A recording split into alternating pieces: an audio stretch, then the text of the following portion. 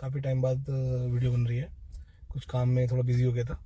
तब तक मैं दिखाता हूँ आपको कब तक मैं खाता गाड़ी। लगभग मेरी गाड़ी चल चुकी 12,000 किलोमीटर, 12,300 के आसपास।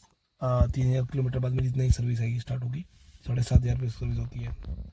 और ये मेरी सिर्फ first second third fourth service होगी शायद के आसपास। अभी मैं आपको इस एक और एडवांटेज बताता हूँ, डिसएडवांटेज बताता हूँ। इलेक्ट्रिक गाड़ी देखिए, आपको गाड़ी क्यों लेनी चाहिए इलेक्ट्रिक। फर्स्ट ऑफ ऑल, अब 1 अप्रैल से शायद E20 जो आप करंट में आप देखेंगे तो इलेक्ट्रिक गाड़ी और ऑटोमेटिक जो पेट्रोल गाड़ी है उसका प्राइस सेम ही आसपास ही है। मतलब 50,000 1 लाख का डिफरेंस होगा। क्योंकि जब मैं नेक्सॉन ली थी तो उससे भी लगभग 15.5 के आसपास, 15.5 के आसपास मेरे को पड़ रही, टॉप मॉडल के आसपास ही पड़ रहा था। ठीक है, लेकिन ये मुझे लगभग 16.5 के आसपास पड़ा। ठीक है, तो लगभग आसपास ही पड़ रही है। ठीक है ना, उतना कोई डिफरेंस नहीं है कि आप 4-5 लाख का डिफरेंस है कि आप सोचना पड़े। क्योंकि अब तक मैं चला चुका हूँ 12,500 किलोमीटर और लगभग 50,000 का पेट्रोल बचा चुका हूँ मैं। अगर नेक्सॉन से एवरेज करें, 17 का एवरेज लगा के कैलकुलेशन की जाए तो लगभग। ठीक है, पहला। दूसरा क्या है, अब OBD2 आने वाला है 1 अप्रैल से। OBD2 में क्या होगा, E20 फ्यूल जो आता है उसके ऑलरेडी बहुत सारी गाड़ियों ने बनाना स्टार्ट कर दिया है।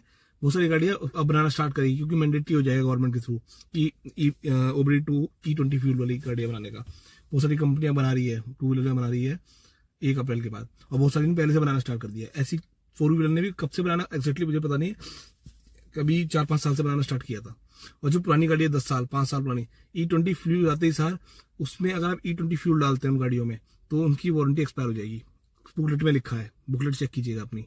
E20 फ्यूल कैपेबल है आपकी गाड़ी जाने, बट क्या है उससे रस्टिंग बहुत ज्यादा लगेगी आपकी गाड़ियों में, आपके पार्ट बहुत ज्यादा सर्विस सेंटर से रिप्लेस होंगे और बहुत सारी प्रॉब्लम्स आएगी E20 फ्यूल में।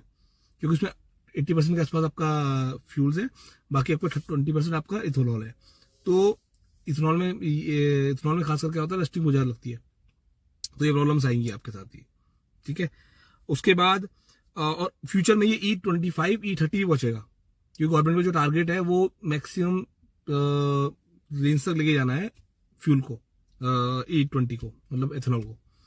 ठीक है, तो उससे और टेक्नोलॉजिकल चीज चेंज होगी। इससे बढ़िया आप इलेक्ट्रिक गाड़ी लीजिए, उसमें फ्यूचर में क्या चेंज होगा, आपकी इलेक्ट्रिसिटी आएगी, बैटरी वही है आपकी।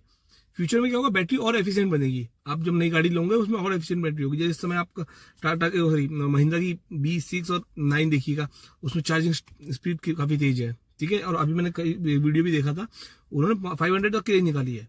वो और भी ज्यादा निकल सकती है जिस अगर आप चलाएंगे, वो डिपेंड आप पे करेगा। 9 का है, 9 का था वो, B9 का।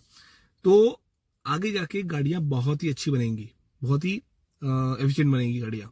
बट जब E20 फ्यूल टेक्नोलॉजी चेंज होती रहेगी तो उसमें पार्ट चेंज हो गए। और E20 अभी, और खासकर आप देखिएगा पेट्रोल पंप पे ऐसे लिखा था E20 फ्यूल मिलता है, और जब आप E20 फ्यूल डालेंगे तो उसमें माइलेज भी कम आएगा आपकी गाड़ी का, रस्टिंग लगेगी, माइलेज कम आएगा और आपकी गाड़ी ज्यादा सर्विस मांगेगी। ये तीनों डिसएडवांटेज है जो E20 फ्यूल कैपेबल गाड़ी नहीं है।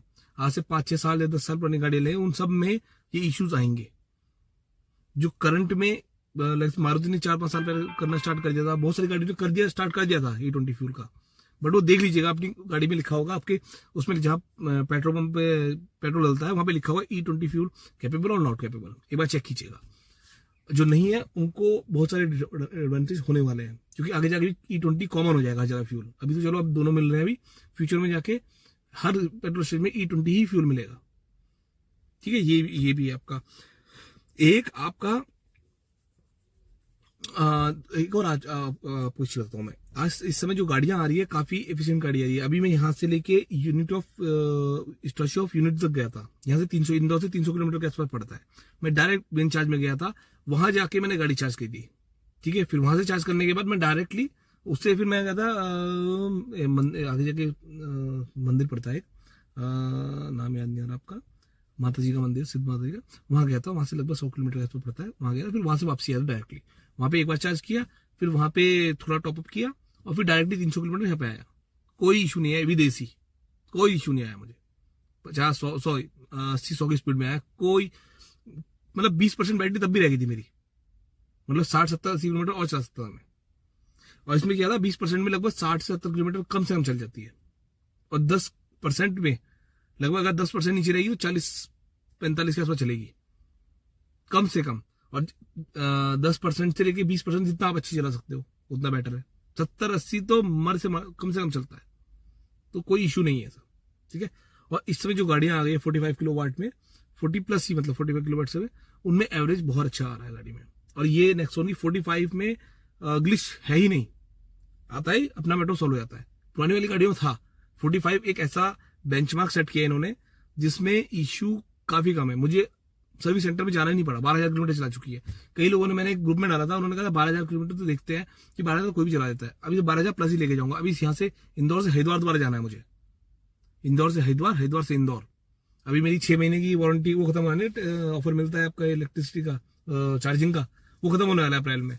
कोशिश करूंगा अप्रैल से पहले निकलूँ मैं एक बार। लगभग मैं 50% यूज कर चुका हूँ, अभी 50% बचा हुआ है। फ्री करते करते मैं मैक्सिमम जगह ले यूज कर चुका हूँ, लेकिन अभी 50% बचा है अभी मेरा, तो मेरी ट्रिप हो नहीं पाई है, ठीक है। तो इस समय इलेक्ट्रिक गाड़ी लेने का बहुत बेस्ट टाइम है पेट्रोल के मुकाबले, क्योंकि अभी E20 फ्यूल आ जाएगा, 25-30 भी पहुंचेगा, वो भी बहुत जल्दी पहुंचेगा। जिस अकॉर्डिंग हमारी गवर्नमेंट काम कर रही है ना, ये पहुंच जाएगा जल्दी। क्योंकि 2 साल पहले OBD 1 आया था, OBD 2 आ गया 2 साल के अंदर। पहले बहुत धीरे चलते थे हमारे गवर्नमेंट्स, अब काफी एफिशिएंट चल रही है। तो कोशिश कीजिए इलेक्ट्रिक गाड़ी में शिफ्ट कीजिए। और चार्जिंग इंफ्रास्ट्रक्चर इसमें बढ़ रहा है बहुत अच्छा। अभी मैं डेली ऐप पे चेक करता रहता हूँ, बहुत सारे HP वाले सब जगह लग गए, बट उनके लाइव नहीं हुए हैं। HP IOCL वाले और आपका BPCL वाले बहुत जगह लग चुके हैं, बट लाइव नहीं हुए। वो एक ही बार में लाइव कर देंगे, और उस समय इतना स्पीड से, और सबसे सस्ते हैं। IOCL वाला सस्ता है, HP वाला सस्ता है, और BP वाला सस्ता है और के मुकाबले। और 22 रुपए, 14-15-16 रुपए है। तो आगे आगे लाइन लगने वाली है उनमें, देखना। और एक बार स्टार्ट हो गया तो पूछिए मत फिर क्या होगा। और आगे जाके बहुत सारे होटल्स में मैंडेटरी कर देंगे लगाना, क्यों? उससे क्लाइंट बेस बढ़ता है उनका। तो बिंदास लीजिए, कोई इशू नहीं है। नेक्सॉन 45 में कोई इशू नहीं है। विंडसर मैंने चलाई नहीं है, तो विंडसर का मैं बता नहीं सकता, लेकिन बहुत सारे अच्छे रिव्यू भी आ रहे हैं विंडसर के। बट देखिए 15-16 लाख रुपए में आपको 45 किलोवाट की बैटरी मिली, और 350-370 की रेंज मिल रही है। मैंडेटरी रेंज है ये, चाहे 60 स्पीड में चलाओ आप। मैंने 400-420-430 तक निकाला है इसमें एवरेज। सर्दियों में तो अच्छा निकाल देती है, क्योंकि AC चलता नहीं है, हीटर में चलाता नहीं हो, निकल जाता है। तो देखो मैक्सिमम जो आप लोकली यूज करेंगे, लोकली यूज करने में क्या होगा, 20-25-30-40-50 की स्पीड निकलेगी आपकी, इससे ज्यादा स्पीड आएगी भी नहीं आपकी, ठीक है। चलिए, धन्यवाद। आगे कभी और एक्सपीरियंस होगा वो भी शेयर करूंगा आपको। अभी जब नेक्स्ट सर्विस आएगी तब भी आपको एक्सपीरियंस शेयर करेंगे, ठीक है। Thank you.